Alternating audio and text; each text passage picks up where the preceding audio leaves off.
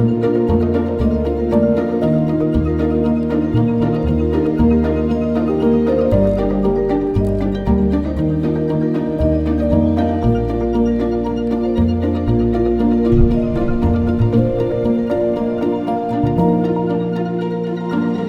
यीशु मसीह के मधुर नाम में आप सबको नमस्कार। मैं हूं पास्टर श्याम और आप देख रहे हैं होप चैनल हिंदी।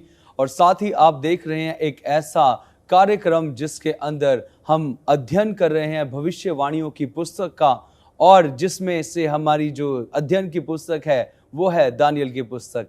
हम देख रहे हैं कि किस तरीके से परमेश्वर उस समय से उन लोगों के साथ बात करके आज के समय के लिए उस पुस्तक को लिखता है, और आज के समय में ये पुस्तक खोली जाती है। हम इसी अध्ययन को आगे बढ़ाएंगे। हमारे बीच में अतिथिगण हैं। मैं आपका स्वागत करता हूं। हमारे बीच में पास्टर पीएम लाल जी हैं, आपका स्वागत है। पास्टर ऑर्डन वॉर्ड जी, आपका भी स्वागत है। आइए हम आज अपने इस अध्ययन को शुरुआत करेंगे, और मैं पास्टर ऑर्डन वॉर्ड जी आपसे रिक्वेस्ट करूंगा प्रार्थना में अगुवाई करें। आइए प्रार्थना करेंगे।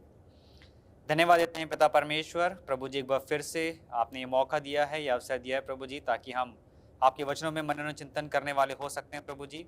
हम सभी को अपनी पवित्र आत्मा से परिपूर्ण करें प्रभु जी, और अपने श्रोतागण के लिए हम खासकर विनती और प्रार्थना करते हैं प्रभु जी, ताकि हम जो भी कुछ बातचीत करें आप उनके लिए प्रभु जी आप इंतजाम करें, ताकि वो प्रभु जी वो भी आपके वचनों को जानें, समझें, बूझें प्रभु जी, और आपके वचनों के अनुसार अपने जीवन को तैयार करने वाले हो सके। ये प्रार्थना आपके प्रिय बेटे प्रभु यीशु मसीह के नाम में मांगते हैं, आमीन। बहुत बहुत धन्यवाद पादी साहब प्रार्थना के लिए। जिस तरीके से हम पढ़ रहे हैं दानियल की पुस्तक, ये अपने आप में जैसे जैसे हम आगे अध्याय में पढ़ रहे हैं वैसे वैसे ये एक जिज्ञासा और एक रोचक जो है हमारे बीच में पैदा कर रही है। एक ऐसी घटनाएं जो हम देख रहे हैं जो पुराने ज़माने में हो चुकी हैं। हमने बात करी उन 4 राज्यों के विषय में जो हमें मिलती है। दानियल उसके दूसरे अध्याय में हमने जिस तरीके से बात करी बेबीलोन के बारे में, बेबीलोन का राज्य जाता है, मादा फारस आता है, मादा फारस के बाद में यूनान का राज्य आता है, उसके बाद में फिर रोम जो है वो खड़ा होता है लोहे के रूप में जो मजबूत है। अब इसके बाद में एक और राज्य है जो आ रहा है, एक और ऐसा राज्य है जो दर्शाता है उस चट्टान को, जो एक ऐसा राज्य जो इस सारे राज्यों को ख़त्म करेगा। तो मैं पादरी साहब जी आपके पास से आना चाहता हूँ, पास्टर वॉर्ड, मैं जानना चाहता हूँ ये कौन सा राज्य है और ये कैसा राज्य है जिसके विषय में दानियल की पुस्तक इस बारे में बात करती है। धन्यवाद पास्टर साहब, आपने बहुत अच्छा जो है प्रश्न पूछा है। और जैसे कि हम बात कर रहे हैं, क्योंकि अब हम इस अंत में जो है इस श्रृंखला में आ गए हैं, इस मूर्ति की जब हम देखते हैं अंत में, जब हम देखते हैं एक पहाड़ से क्या आता है, एक पत्थर आता है। तो यहाँ पे मैं आपका ध्यान जो है इन वचनों को लेके जाना चाहूँगा। पहले अगर हम चाहें तो आप निकालें, अगर हम अपनी बाइबल आप खोलें और हम लोग निकालेंगे भजन संहिता की पुस्तक, उसका 89 अध्याय और उसका 26 वचन। वह मुझे पुकारेगा और कहेगा कि तू मेरा पिता है, मेरा परमेश्वर और मेरे उद्धार की चट्टान। और एक और अगर हम इसमें वचन देखें, नए नियम हम लिखेंगे मत्ती रचित सुसमाचार, उसका 16 अध्याय और उसका 18 वचन।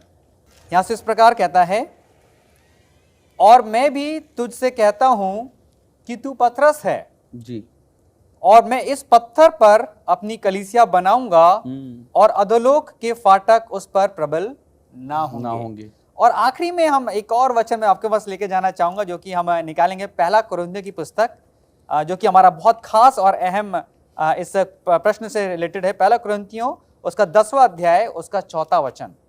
पहला कुरिन्थियों की पुस्तक उसका 10वां अध्याय उसका 4था वचन जो है हम लोग पढ़ेंगे।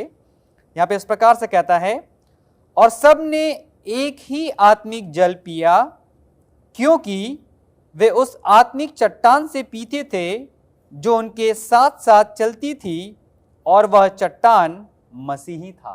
तो यहाँ पे अगर हम बात करते हैं चट्टान की, जब बात आती है तो या पहाड़ की बात आती है, तो हम जानते हैं कि वो रिप्रेजेंट करता है या वो दर्शाता है परमेश्वर को, और जो पत्थर जो है वो प्रभु यीशु मसीह को दर्शाता है। तो यहाँ पे इन वचनों के द्वारा जो है, मैं फिर से अपने आपके प्रश्न पे आऊंगा कि जैसे आपने बताया कि वो पहाड़ से एक पत्थर बिन बोले जो है आता है, और इन सारे को, सोना हो, चांदी हो, पीतल हो, लोहे को, सबको क्या कर देता है, चूर चूर कर देता है, और पूरे पृथ्वी पर क्या हो जाता है, उसका राज्य स्थापित हो जाता है। तो यहाँ पे बताया जा रहा है कि ये परमेश्वर की ओर से है। और अब जो है, क्योंकि अब हम दानियेल के द्वारा मेरे प्रियो हम देखते हैं कि किस तरह से परमेश्वर अपना काम करता है।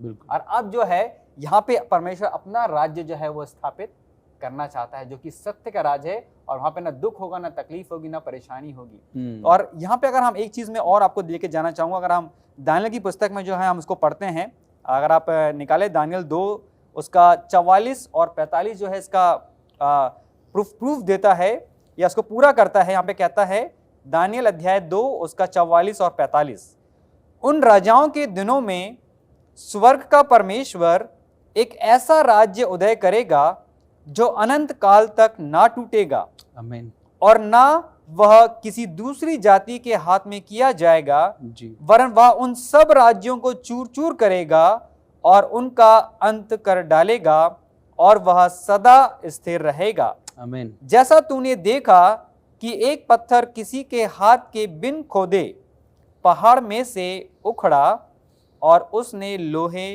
पीतल, मिट्टी, चांदी और सोने को चूर चूर किया, इसी रीति से महान परमेश्वर ने जो राजा है वो ये करने वाला है, और ये बहुत जल्द होने वाला है।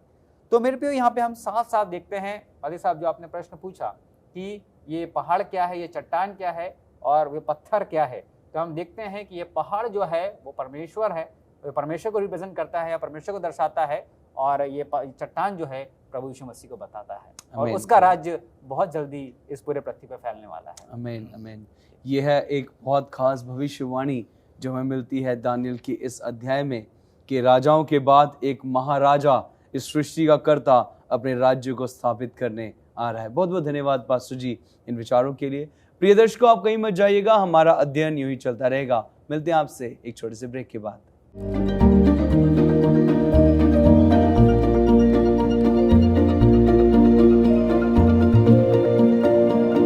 प्रिय दर्शकों, स्वागत है आपका ब्रेक के बाद। हम चर्चा कर रहे हैं एक ऐसे राज्य की जो आने वाला है और जो इस पूरी पृथ्वी पर समाने वाला है। आइए हम इस राज्य के बारे में और जानते हैं पास्टर लाल जी से। परमेश्वर के वचन की भविष्यवाणियां अध्ययन करते करते हम लोग जो है आगे बढ़ रहे हैं जी। और दानियेल के दूसरा अध्याय जो है ये भी भविष्यवाणी का अध्याय है जी, जिसमें मैंने आपको पहले बताया था कि 213 शब्दों में परमेश्वर ने जो है वो 2500 साल का जो इतिहास जो है उसने हमारे सामने प्रकट किया है। तो इस पूरे इतिहास में पूरे राज्यों में जो जिनका दर्शन दानियेल को दिया गया था, वो दर्शन का अध्ययन करते करते आज हम जो है वो बिल्कुल अंत में पहुंचे हैं जी। और बहुत से लोग जो है इस बात के लिए बहुत उत्सुक हैं कि रोम के राज्य और पाँव में बंटने के बाद जो राज्य है जी, उसके बाद आगे क्या होने वाला है। जी। तो आगे जो है पवित्र शास्त्र बाइबल जो है वो हमें ये लिखती है कि इसके बाद जब राजा ध्यान से देख रहा था तो एक पत्थर बिना किसी के हाथ लगाए अपने आप जो है वो ऊपर से पहाड़ से क्या हुआ, लुढ़का और आकर मूर्ति के पांव के ऊपर पड़ा, जिससे लोहा, पीतल, चांदी, सोना सब क्या हो गया, चकनाचूर हो गया, चकनाचूर हो गया। अब यहाँ प्रश्न उठता है कि वो मूर्ति के पांव के ऊपर ही क्यों लगा पत्थर? ये नहीं लगा, ऊपर से गिरेगा तो कहाँ लगेगा? सर पे लगना चाहिए, सर पे लगना चाहिए सर पे लगना चाहिए, पर वो तो मूर्ति के पांव पे लग रहा है। इसका मतलब ये है कि ये मूर्ति जो है ये संसार का इतिहास है, जैसा हमने अभी तक अध्ययन किया। जी बिल्कुल। जब ये पत्थर लुढ़कता है उस समय बाबुल का राज्य वो भी खत्म हो गया होता है जी, मदा फारस का राज्य भी खत्म हो गया होता है जी, और यूनान का राज्य भी खत्म हो गया होता है जी, और उसके बाद जो है वो रोम का राज्य जो है वो भी खत्म हो चुका है और वो 10 भागों में क्या हो चुका है, विभाजित हो चुका है। तो अब उसके विभाजन के टाइम के ऊपर जब वो 10 राज्य जो है वो पूरे वेस्टर्न यूरोप में पाए जाते हैं वो राज्य, जी और वचन लिखता है कि ये अंतिम समय तक उसमें पाए जाएंगे। जी जब तक प्रभु यीशु मसीह का आगमन नहीं होगा, नहीं हो जाता। ये राज्य ऐसे ही रहेंगे, कभी मिक्स नहीं होंगे। जी बिल्कुल, और उसके बाद लिखता है कि एक पत्थर जो है वो पहाड़ से क्या होता है, वो टूटता है। लुढ़कता है और आके मूर्ति के पांव के ऊपर पड़ता है। जी तो मूर्ति के पांव के ऊपर इसलिए पड़ता है क्योंकि वो उस टाइम पे मूर्ति के पांव के जो 10 उंगलियां हैं, उनका जो राज्य है वही उस टाइम पे है। जी बाकी राज्य सब खत्म हो चुके हैं। सब खत्म हो चुके हैं। ठीक है। बिल्कुल। तो जब ये राज्य स्थापित परमेश्वर करता है, तो ये जो पत्थर जो है, जी इसके विषय में जैसा पास्टर आडन ने वार्ड ने बताया कि वो पत्थर जो है, बाइबल की वर्सेस पढ़ के, कि वो पत्थर जो है वो परमेश्वर के राज्य को दिखाता है। आमीन। परमेश्वर के, हालांकि प्रभु का राज्य अभी तक स्थापित नहीं हुआ, जी जी जी और अभी तक कुछ ऐसा नहीं हुआ, क्योंकि बाकी जितनी भी राज्य हैं जी जी वो सब हो चुके हैं। बिल्कुल। लेकिन सिर्फ एक अभी जो अंतिम घटना बाकी है, वो है परमेश्वर के राज्य की स्थापना। जी बिल्कुल। तो जब परमेश्वर के राज्य की स्थापना जो है वो अभी आने वाले समय में होने वाली है, जी तो जितने भी विश्वासी गण हैं, प्रभु के लोग हैं, उनका विश्वास इससे बनता है कि जब पहले के राज्य जो है वो जैसा बाइबल में लिखा हुए हैं वैसा ही आने वाला भी जरूर होगा। बिल्कुल बिल्कुल जरूर होगा। तो एक बार हमारा जो अध्ययन चल रहा था जी बाइबल का, और उस दिन हम इस पत्थर के राज्य के बारे में बातचीत कर रहे थे, जी और पाँव के 10 राज्यों के बारे में बात कर रहे थे कि अब जो हम रह रहे हैं वो पाँव के 10 राज्यों के समय में रह रहे हैं।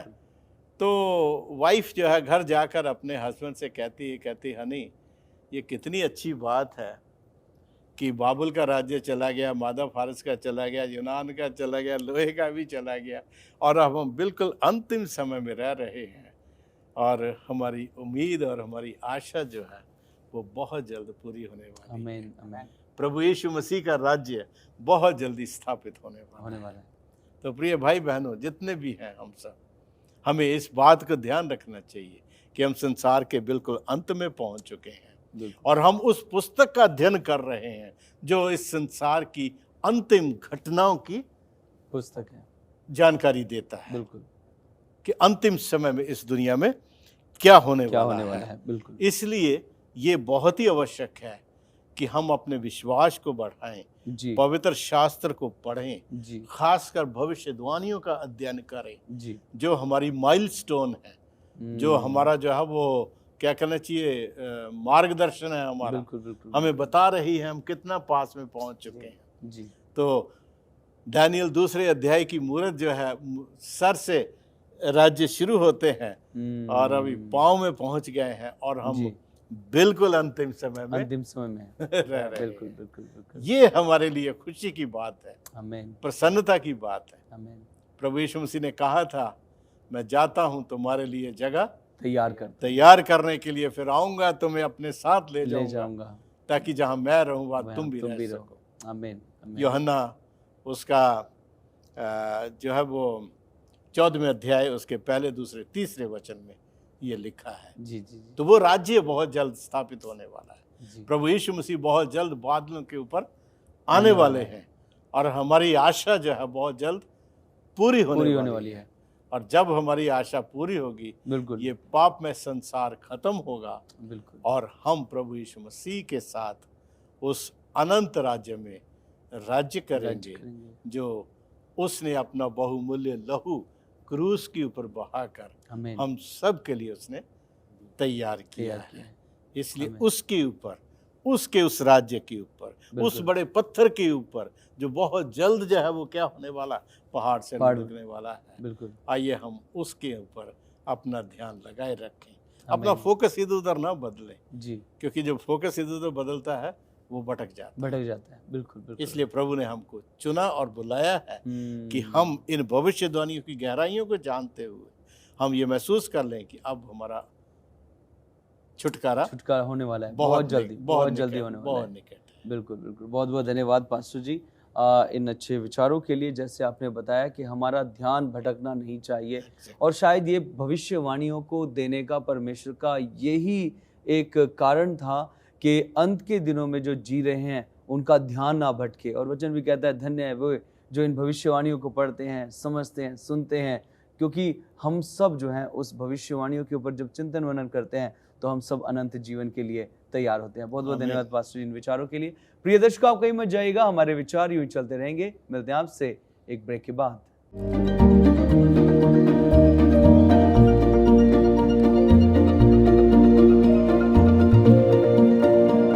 प्रिय दर्शकों, आपका स्वागत है फिर से ब्रेक के बाद, और हम बात कर रहे हैं एक ऐसे राज्य की जो पूरे इस संसार पर फैलने वाला है, जो स्थापित होने वाला है। आइए हम और अपने जो अतिथिगण हैं इनके पास जाते हैं और जानते हैं इसके विषय में। जब ये बात राजा के पास पहुंची, हमारे पास पहुंचती है तो हम हैरान होते हैं और बहुत खुश होते हैं। तो राजा की उस समय जो दानियल के द्वारा ये जो सारा दर्शन था उसको जब बताया गया, तो राजा की क्या प्रतिक्रिया थी उस समय पास्टर साहब? थैंक यू सो मच भाई साहब, बहुत अच्छा प्रश्न है। और यहाँ पे हम देखते हैं, अगर आप दानियल मेरे साथ दानियल की पुस्तक उसका दूसरा अध्याय उसका 46 जो है 46वां अध्याय वचन से हम पढ़ते हैं। यहाँ पे हम देखते हैं राजा क्या कहता है। यहाँ बोलता है, इतना सुनकर नबूकदनेस्सर राजा ने मुंह के बल गिरकर दानियल को दंडवत किया और आज्ञा दी कि उसको भेंट चढ़ाओ और उसके सामने सुगंध वस्तु जलाओ जी।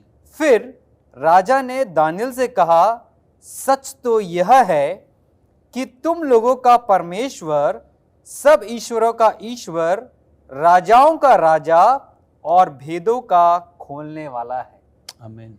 इसलिए तू यह भेद प्रकट कर पाया जी। तब राजा ने दानियल का पद बड़ा किया और उसको बहुत से बड़े बड़े दान दिए और यह आज्ञा दी कि वह बेबीलोन के सारे प्रांत पर हाकिम और बेबीलोन के सब पंडितों पर मुख्य प्रधान बने जी। तब दानियल के विनती करने से राजा ने शद्रक, मेशक और अबेदनगो को बेबीलोन के प्रांत के कार्य के ऊपर नियुक्त कर दिया, परंतु दानियल स्वयं राजा के दरबार में रहा करता था।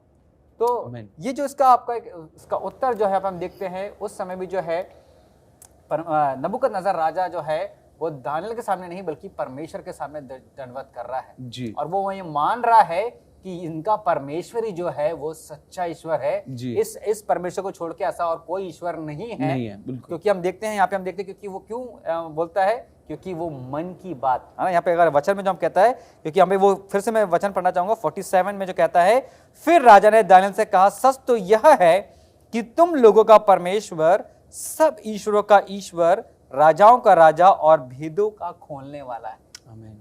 देखिए, तो हमेशा जो है अभी तक हम भी जो है ऐसे मनन कर रहे हैं और इसके अंत के समय में हम अंत में आ गए हैं, तो ये सारी भेद की बात जो है अगर आप और मुझे और हमें जानने की इच्छा है तो हमें दानियल की पुस्तक को पढ़ने की जरूरत है। बिल्कुल। ताकि और हमें बहुत सारी चीजें परमेश्वर हमें सिखाना चाहता है, हमें बताना चाहता है। और हम देखते हैं कि अभी जैसे मैंने बताया, क्योंकि हम दानियल के बारे में देख रहे हैं, तो यहाँ पे हम देखते हैं दानियल उस समय राजा के साथ उठता बैठता था, लेकिन यहाँ पे हम देखते हैं कि राजा उसको भेंट चढ़ाता है ना, उसकी महिमा उसकी प्रशंसा करता है। और यहाँ बोलता है कि उसके सारे पंडितों, सारे जितने हमने उनके देखा, उनके ऊपर क्या करता है, उसको प्रधान ठहराता है।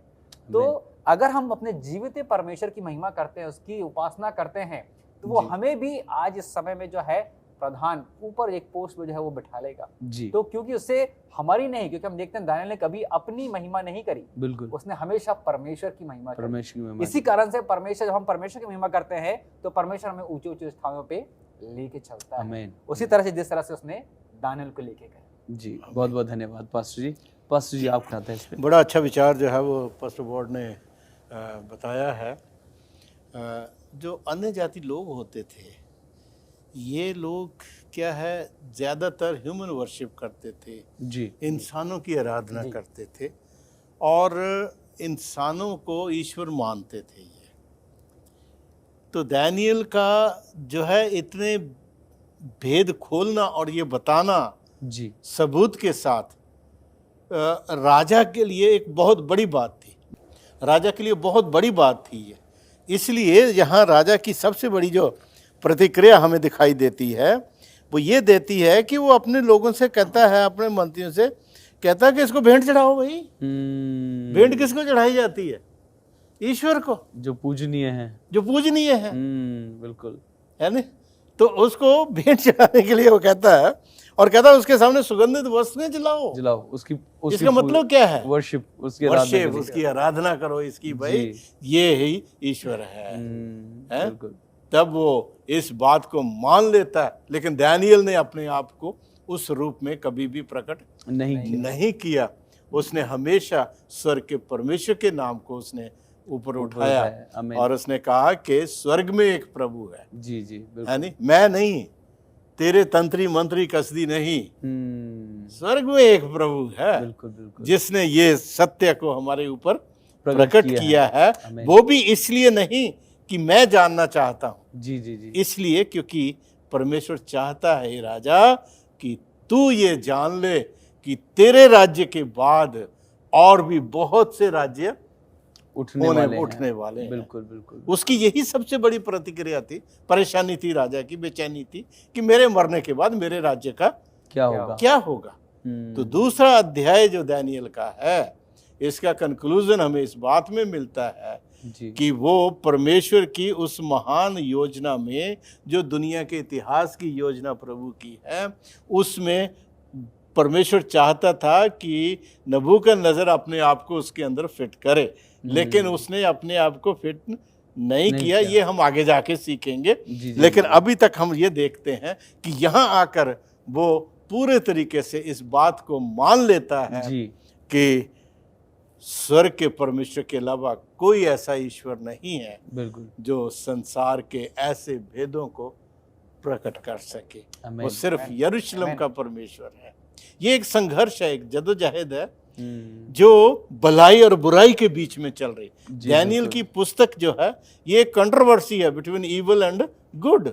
यस, भले के बीच में और बुरे के बीच में बिल्कुल एक कंट्रोवर्सी है, जदोजहद है। और शैतान पूरे तरीके से जो इस संघर्ष में लगा हुआ है कि वो किसी तरीके से यरूशलेम के ईश्वर को नीचा दिखा सके, परमेश्वर के लोगों को नीचा दिखा सके, और खुद अपने राज्य को महान कर सके, दिखा सके। लेकिन हम देखते हैं आरंभ में जरूर इजराइलियों की हार दिखाई देती है, लेकिन बाद में परमेश्वर के लोग जो हैं वो विजयी होते चले जाते हैं। आमीन। बहुत बहुत धन्यवाद पास्टर जी, इन अच्छी अध्ययन की, इन श्रृंखला के, इन वचनों के लिए। सच में अपने आप में एक बहुत बड़ी बात है कि परमेश्वर अपने दासों के साथ हमेशा खड़ा रहता है, लेकिन हमें यहाँ पर ज़रूरत है उसे महसूस करने की, उसे बुलाने की, और उसके प्रकाशन को अपने ऊपर रिवील करवाने की।